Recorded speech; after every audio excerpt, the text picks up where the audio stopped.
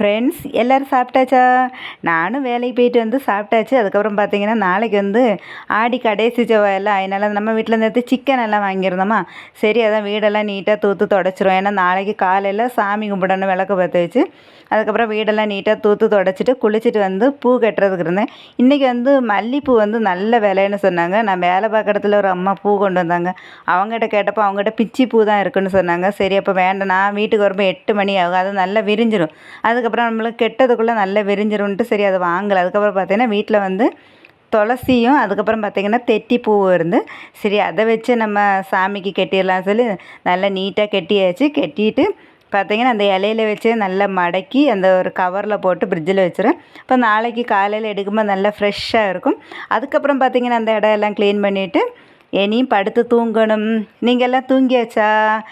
எல்லாருக்கும் good night. Next வீடியோவில் பார்ப்போம். மறக்காமல் கவி சுரேஷ் ஐடியை ஃபாலோ பண்ணுங்கள்.